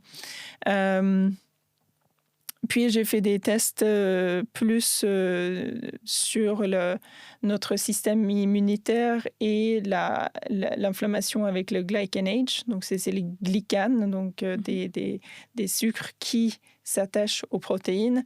Donc, si moi, je ne fais pas attention, par exemple, Donc là, on revient sur mon activité physique. Je suis quelqu'un qui peut aller à fond, de m'entraîner tous les jours, assez intense. Mais selon ces tests, je suis assez mauvaise, je récupère mal. D'accord. Donc si je me pousse, je vais créer une inflammation dans mon corps, donc un stress. Okay. Et ça m'a énormément aidé à voir accepter de ralentir, en fait. Que j'ai besoin de ça. Et que tu vas peut-être pas forcément faire du sport à fond tous les jours. Non. D'accord. Et ça, d'ailleurs, il y a un lien avec le cycle des femmes, le cycle menstruel. Ça dépend du moment du cycle. À quel moment on va se pousser. Il y a des moments du cycle où c'est pas... Dommage, c'était le marathon de New York. Bah non. Ça aussi, ça doit jouer. Ça joue énormément et c'est un domaine que je m'intéresse aussi beaucoup, de suivre selon le cycle, quoi manger à tel moment dans le mois, mais aussi écouter et de faire en sorte que je fasse de l'activité physique en cyclique selon mon cycle. Aussi. Donc ça, c'est des choses que j'ai appris. La microbiote aussi. Sur ce point-là, c'était plus au niveau cellulaire. J'ai testé aussi la microbiote orale. Donc c'est quoi le microbiote oral? Comme on a un microbiote intestinal, on a aussi un microbiote vaginal, on a un microbiote aussi cutané et oral. Oral, c'est dans la bouche.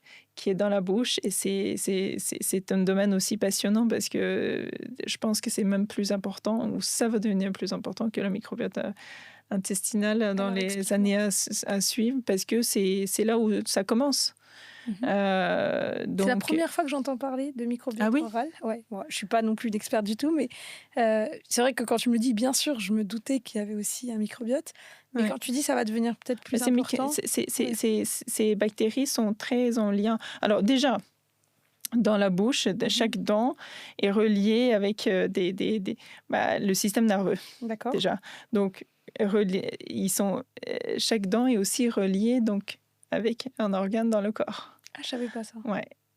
Chaque dent avec un organe particulier. Absolument. Donc ça, c'est un petit peu la dentisterie holistique que je pense n'est pas très développée ici en France encore. Mais pour revenir sur la microbiote intestinale, c'est aussi orale. C'est qu'il y a aussi un équilibre à avoir dans la bouche pour éviter les caries, pour éviter aussi de développer periodontal disease. C'est... les maladies parodontaux, etc. Oui, qui sont aussi en lien, parce que les bactéries sont là pour nous protéger. Donc, l'alimentation va jouer. Si on a une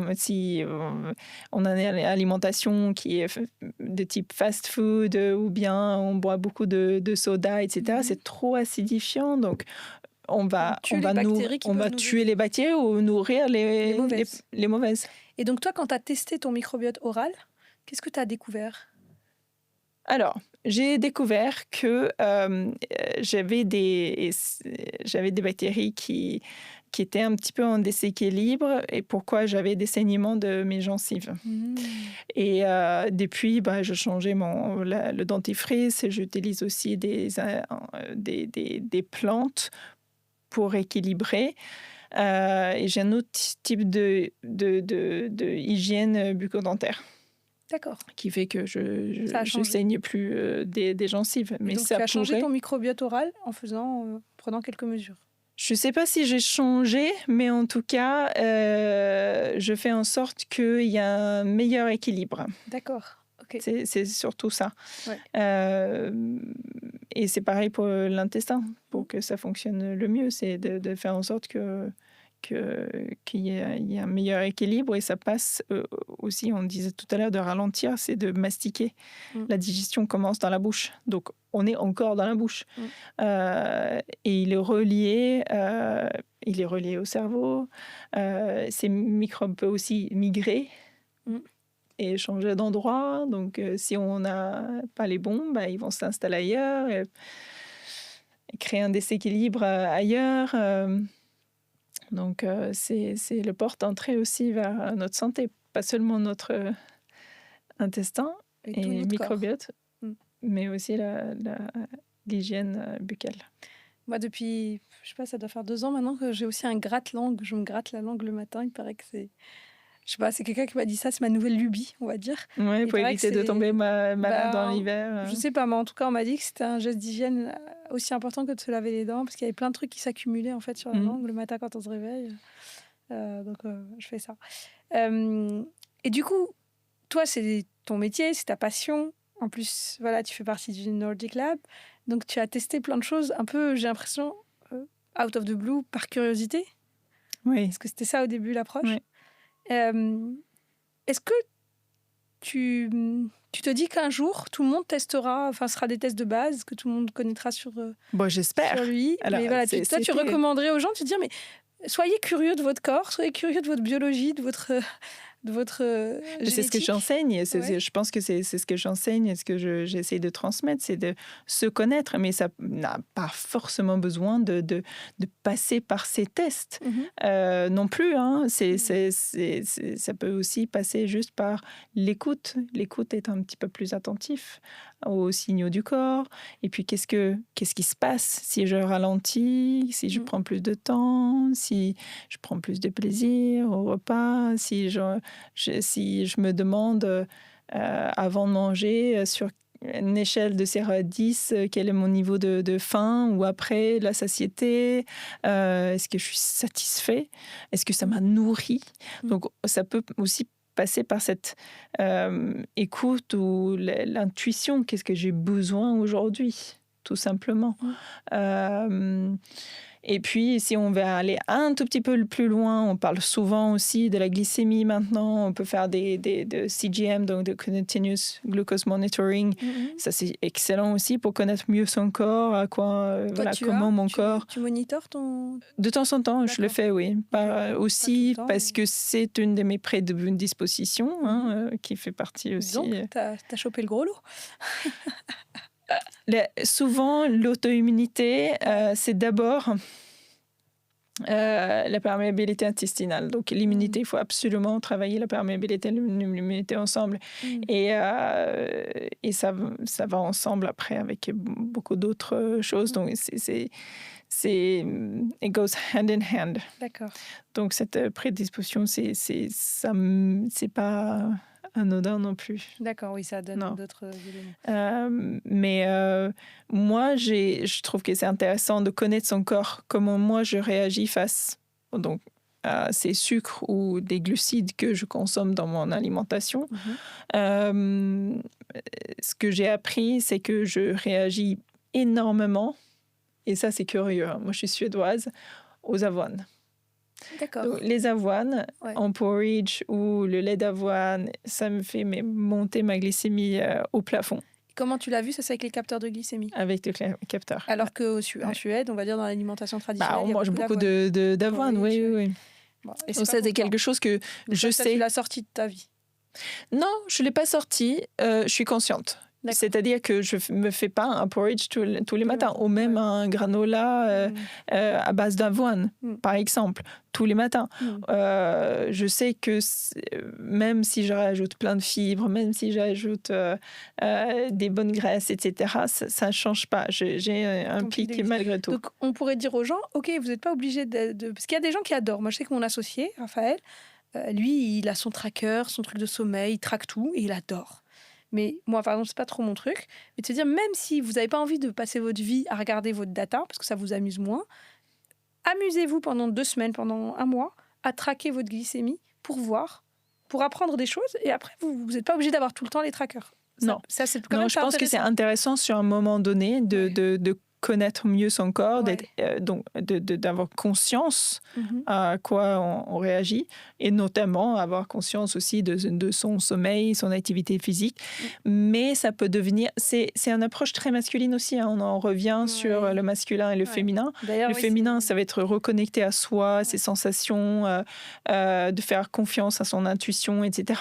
Et le masculin, ça va être plutôt beaucoup plus pragmatique, c'est plus de stratégie, plus cadré, on va dire. On a besoin des chiffres, par exemple, dont ces outils connectés peuvent nous donner Moi, je sais que ça me donne un peu des palpitations. Dès que rien que l'idée, parce que j'en parle beaucoup avec les autres coachs 108 milliards qui aiment bien.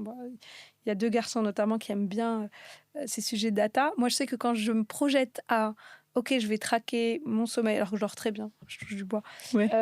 Mon sommeil, ma glycémie, machin, ça me donne, rien que l'idée me donne des palpitations. Je me dis, ah non. Et puis surtout, je me dis, si je commence à traquer mon sommeil, je vais moins bien dormir. Enfin, c'est débile, hein, mais. Donc, ce que j'entends, c'est. Je suis pas obligée d'aller là-dedans, surtout si pour des trucs qui fonctionnent et si je suis à l'écoute de mon intuition et de ce dont j'ai besoin. Par contre, c'est vrai que depuis que je me dis, je regarde plus mon cycle menstruel et à me dire, tiens, là, le craving que tu veux, en fait, c'est parce que ton corps veut produire de la progestérone. Donc et que ton métabolisme augmente. Oui. Voilà, et qu'une semaine, 10 jours avant mes règles, bah voilà. Mais maintenant, ma responsabilité, c'est mon craving. Est-ce que je vais me faire, je sais pas, des patates douces au four, si je veux plus de glucides, ou est-ce que je vais me faire une glace? Bon, ça, c'est ma responsabilité d'écouter mon craving. Mais voilà, donc ça, moi, j'ai plus une approche, on va dire, féminine, d'être plus à l'écoute. Maintenant, ce que je me dis, c'est peut-être un petit peu, par exemple, tu vois, moi, je sais pas comment je réagis à l'avoine. Me dire, tiens, qu'est-ce qui augmente ta glycémie? Qu'est-ce qui l'augmente pas? Là, je vois que, par exemple, tu as une bague. Tu veux nous parler de ta bague? Oui, j'ai Oura Ring. Ouais, c'est quoi ça? Alors, le Oura Ring, c'est une bague connectée, donc ça va calculer le sommeil, l'activité physique, le heart rate, variability, même la température aussi du corps. Donc, intéressant pour les femmes parce que la température du corps change à partir de l'ovulation. Donc, on peut savoir quel moment, si on veut savoir pour la fertilité, par exemple, quelle fenêtre on est fertile, parce que à partir de l'ovulation, on change de température. C'est légèrement au-dessus. Et ce qui fait que notre métabolisme aussi augmente, donc on a plus faim. Ce que souvent on appelle des cravings, mais c'est pas des cravings, c'est juste qu'on a besoin plus de calories. Et c'est tout à fait normal, c'est-à-dire ça peut être, j'ai entendu une fois, ça peut aller jusqu'à 250 kilocalories dans la journée, ce qui est une collation. Donc accepter que notre métabolisme change, plutôt de le combattre, d'être en résistance. Parce que souvent, comme tu dis, on a des images comme tu disais tout à l'heure, on a le droit de manger, c'est pas du tout... Et est-ce que ça mesure pas la glycémie, par contre? Là? Non. D'accord. Non. D'accord. Pas encore. Pas encore, c'est ça. On est à des... Pas encore. Mais je suis moins... je vais pas forcément aller dans l'application tous les jours pour voir tout. Pas du tout. Oui, c'est plus un gadget. De temps en temps, tu regardes. Oui. J'avais la première génération il y a des années déjà. Et puis, j'ai laissé tomber. Et là, je me suis dit, bon, je vais reprendre une parce que ça a évolué depuis. Donc, la technologie évolue énormément. Donc, c'est intéressant aussi de savoir. C'est comme à l'époque, on testait la glycémie, on se faisait piquer. Il y a des années, mais maintenant, on peut mettre un petit capteur facile, simple à utiliser. Donc, je teste beaucoup de choses sur moi. Donc, forcément, je les teste avant de recommander aussi quelles sont les autres choses que tu as testées ou que tu recommandes? Avant que la cold therapy, la thérapie à froid, donc la cryothérapie par exemple, avant que ça soit connu avec Wim Hof, ça fait des années que j'en faisais, j'en fais plus. Donc ça, c'est par exemple aller se mettre dans des bains glacés, c'est ça? Dans le bain glacé, moi c'était, j'avais un endroit où c'était comme une cabine. Donc, c'était pas à l'azote, c'était à l'air. Donc, je faisais ça pendant un petit moment. Et c'était avant que je sache, et ça aussi par rapport à le jeûne intermittent, parce que j'en faisais aussi beaucoup plus avant. Et aussi pour le cold therapy. C'est pas forcément le mieux non plus pour les femmes, mais on ne devrait pas en faire tous les jours. Est-ce qu'il ne faudrait pas qu'on en fasse ou est-ce qu'il faudrait en faire? Si on veut en faire, c'est à certains moments du cycle? Je pense que pour créer c'est un stress qu'on crée hormétique, mais je pense que le mieux, c'est de le faire peut-être pas pendant les règles, déjà. Parce que c'est un moment de reconnexion à soi. On ne veut pas avoir ces facteurs de stress trop importants. Mais plutôt après, comme une activité physique intense. Première partie du cycle, en fait. Se dire, tous les stress, mettez-les première partie du cycle. Moi, j'en suis même, et parce que j'ai écouté un podcast où la fille qui était invitée était dirigeante d'une entreprise. Elle a poussé le bouchon. Hein. Elle a son cycle, son application où elle suit son cycle. Elle l'a partagé à son compagnon. Parce qu'en fait, elle dit il faut qu'il sache, parce qu'il y a plein de choses qui vont être impactées dans notre relation. Et elle l'a partagé à ses équipes. Et en gros, c'est-à-dire qu'elle pousse le bouchon jusqu'à se dire, en fait, en première partie du cycle, c'est là où je vais mettre des choses plus stressantes, ou si je veux lancer des nouvelles lignes de business, ou je veux avoir des rendez-vous, où je veux vraiment vendre et être forte, c'est là. Par contre, la semaine avant ces règles, pas de stress. Donc, pas de meeting trop stressant. Non, c'est plus dans les réflexions, la créativité. C'est des moments où elle va revenir vers elle, va faire le bilan, où elle va être plus... Ouais. Et en fait, ce qu'elle expliquait, c'est que plus si tu pousses ça... Reconnecte à ça. Mais en fait, tu peux devenir, en tant que businesswoman, entrepreneur, beaucoup plus puissante. Alors que si tu essayes d'appliquer ce que, on va dire, un peu les codes de la société patriarcale... ça va contre nature, en fait. En fait, tu vas être moins bonne, et puis après, du coup, tu vas dire mais je suis pas au niveau de ce que je veux. On va pas mal, on va beaucoup de burn-out aussi. C'est un petit peu à cause de ça aussi. On pousse les limites, on ne sait plus revenir dans le système nerveux parasympathique. Donc moi, peut-être que bientôt, je dirais... Après, ça me stresse pas trop, ça, mais peut-être que bientôt, je dirais à mes clients, pas de coaching la semaine avant mes règles. Je crois pas, parce que ça me stresse pas de coacher des gens, mais peut-être qu'il y a des parties de mon business. Après, c'est notre perception. Hein. Mais c'est peut-être des parties, des certaines activités ou certaines choses, ou peut-être juste avoir un rythme plus cool ces semaines-là au niveau professionnel. C'est vrai que là, je commence à mieux planifier mes semaines en regardant mon cycle. Mais pour l'instant, je ne partage pas encore mon cycle à mon associé. Je ne vais pas le traumatiser, le pauvre. Non, mais c'est fascinant. C'est fascinant. Et c'est pour revenir aussi dans la nutrition, sur le côté masculin qui va être beaucoup plus dans les régimes, dans comptage des calories, peser les aliments. Et alors que le nourishment qui est très féminin, c'est plus de reconnecter à son intuition, de ce que j'ai besoin, qu'est-ce qui me nourrit, qu'est-ce qui me fait du bien, le plaisir, pas de restriction en soi, c'est l'écoute. Et donc peut-être, en revenant à notre féminin, on est capable aussi de...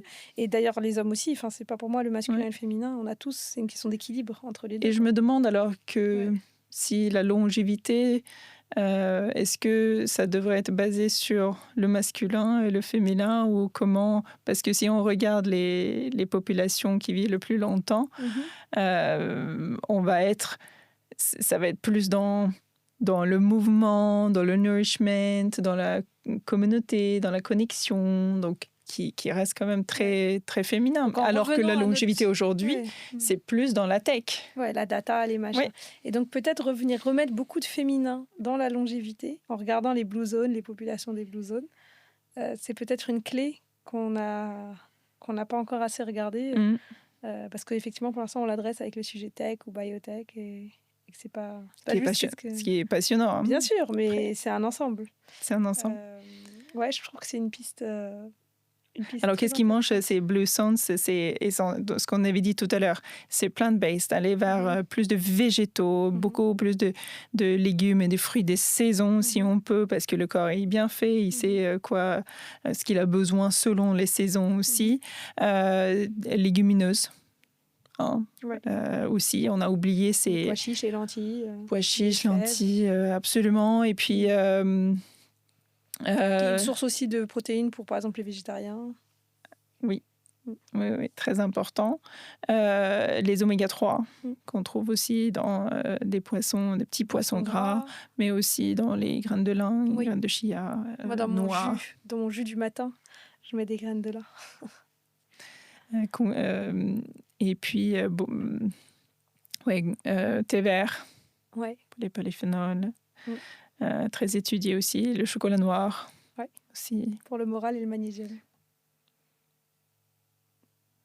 Donc, est-ce qu'il y a des choses que tu as complètement bannies de ton alimentation et qui, quand tu étais peut-être plus jeune ou que tu n'avais pas cette connaissance, étaient considérées comme des bons aliments? Oh, quelle bonne question. Qui étaient des... que j'ai banni aujourd'hui, que je pensais être bon à l'époque. banni, ou en tout cas que tu as fortement réduit, où tu dis c'est des croyances, des fausses croyances. Je pense que c'était justement pour moi, c'est l'avoine. D'accord, ouais. Ouais. Quand tu mangeais un porridge, tu disais... pour moi, c'était super. Et quand tu as vu avec tes capteurs de glycémie ce que ça faisait à ton corps, tu t'es dit... Donc c'est pour ça que quand même, un peu de data, un peu de knowledge factuel, c'est formidable. Évidemment. Comment est-ce qu'on ne tombe pas? Parce que par exemple, moi ce matin, j'ai fait pour la première fois le fameux test, les analyses sanguines très poussées, donc on verra les résultats, mais de tous les, comment ils appellent ça, les biomarqueurs. Voilà ce que ça va donner. Déjà, pour moi, c'est une grande étape. Mais là, tu vois, tu m'as dit que tu avais fait plein de tests avec le Neurolink Lab. Évidemment que j'ai très envie de venir te voir en consultation et que tu me prescrives et qu'on fasse tous les tests possibles. Et parce que je suis très curieuse, parce que je me dis, oui, moi, en plus, ça m'amuse, au-delà de ça. Mais comment est-ce qu'on ne devient pas parano? Parce qu'il y a beaucoup de gens qui, à mon avis, sont dans une démarche où j'ai même pas envie de savoir. Tu sais, il y a le petit côté, je veux même pas lever la couverture parce que j'ai trop peur de ce que je vais trouver. Donc, comment est-ce qu'on peut parler à ces gens-là, ou juste parler à des gens comme moi qui vont être curieux, qui vont trouver ça comme un jeu, qui vont prendre ça comme un jeu, mais comment ne pas devenir paranoïaque? Ça dépend d'où on part. Est-ce que je suis en bonne santé?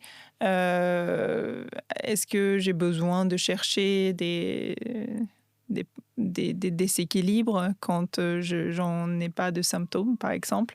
Il y en a très peu de gens aujourd'hui qui ne vivent pas des symptômes, mais on en parlait tout à l'heure. Oui, qu'est-ce qui sont des symptômes? Il y a des gens qui sont tellement habitués à des conditions chroniques. Se lever fatigué le matin, ou d'avoir des coups de pompe importants dans la journée, d'avoir des fringales, avoir des problèmes de transit digestif, ballonnement, des reflux gastriques, de perte d'appétit aussi. On n'en parle pas, mais beaucoup de personnes aussi perdent l'appétit, d'autres plutôt consommer. Brouillard mental, the brain fog, famous. Déjà, tout ça, si tu n'as rien de tout ça, a priori, c'est que ça va. C'est que tes équilibres si après, si après on a une activité physique adéquate, si on mange plutôt équilibré aussi, si on dort plutôt bien, parce que s'il y a des insomnies, et si on a du mal à s'endormir, ça aussi, ce sont peut-être des signes. Donc là, on n'a pas forcément besoin de chercher. Après, si on est curieux, et je pense que oui, on peut devenir un petit peu paranoïaque, mais il faut prendre un peu de distance aussi. Ça ne veut pas dire que parce que j'ai une prédisposition. Moi, je connais, mais je le savais au plus profond de moi. Donc, il fallait, pour moi, c'était je ne faisais pas confiance à mon intuition. J'ai fait un essai sur l'autoimmunité quand j'étais jeune. Oui, donc en fait, tu le savais. Donc, je le savais et c'était juste une confirmation. Et si je ne fais pas ce que je fais aujourd'hui, et je suis loin d'être parfaite dans ce que je mange ou dans ce que je fais, mais j'ai conscience et j'applique ces fameuses règles, la qualité, la fréquence, la quantité. J'aime bien tes règles. Qualité, fréquence, quantité. C'est simple. Vous pouvez tous retenir. Qualité, fréquence, quantité. Ouais.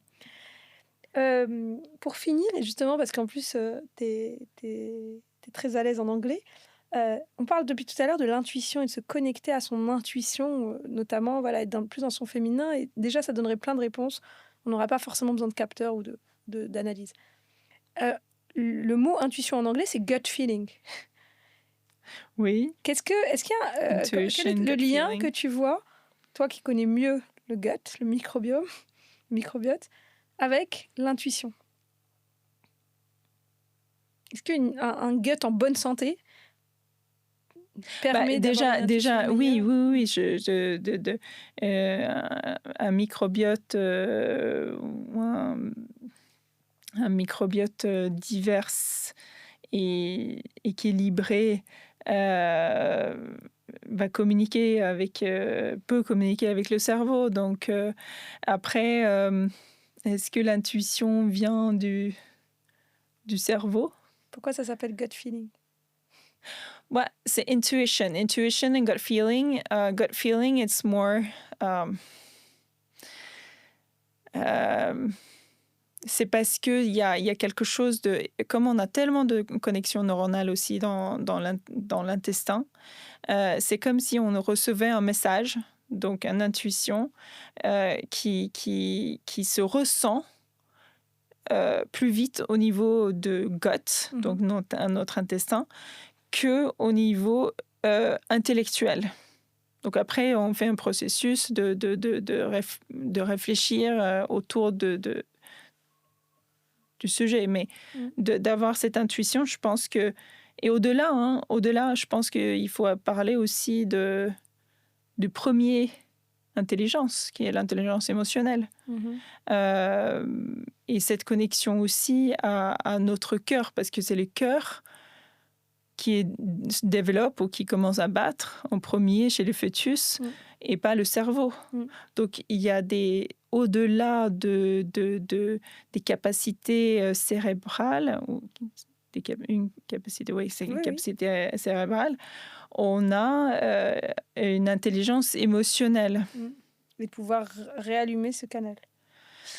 Et donc, c'est en fait cette connexion entre le cerveau, le cœur et l'intestin.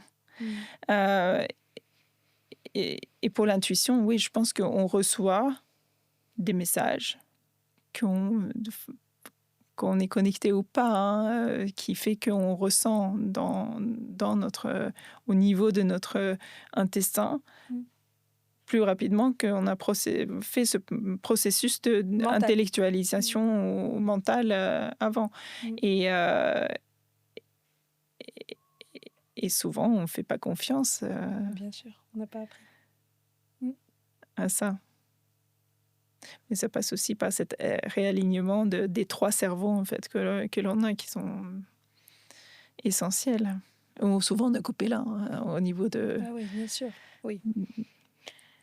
On est très cérébraux aujourd'hui.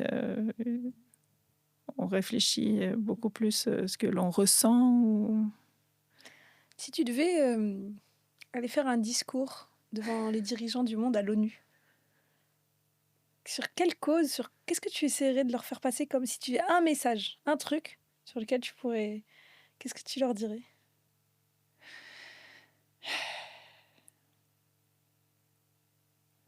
Compliqué.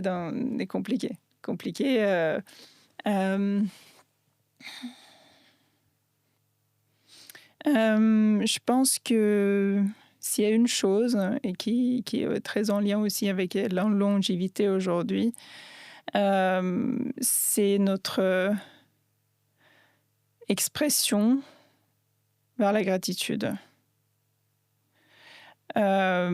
Au-delà de tout ce que l'on fait, il y a des recherches aussi qui ont été faites sur le fait d'exprimer la gratitude.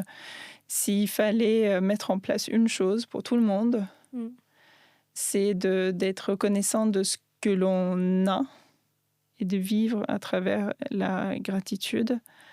Au-delà, où après, il y a l'amour, la joie qui en découle, je pense aussi, mais feel gratitude for what we have and for what we can give to other people.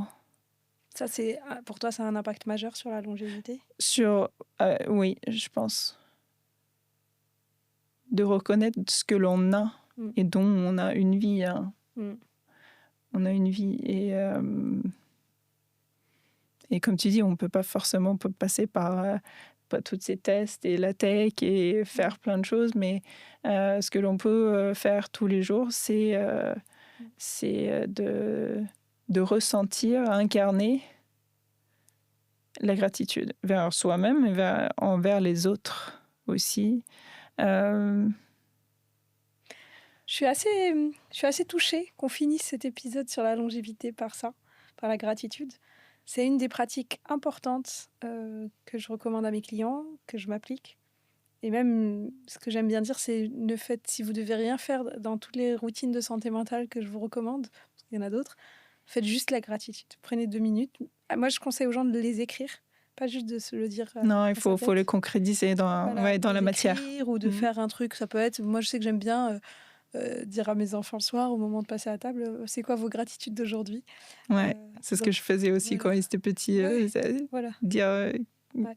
une chose dans quoi ils étaient Grateful. sentaient la gratitude. Ouais. Mais oui, je suis très touchée qu'on finisse par ça parce qu'au final, le sujet de la longévité, encore une fois, on pourrait se dire oui, il y a plein de choses, il y a plein de tech, il y a plein de recherches, il y a plein de choses, et c'est hyper excitant. C'est pour ça que je suis ravie de recevoir autant de gens qui m'apprennent des tonnes de choses sur le sujet.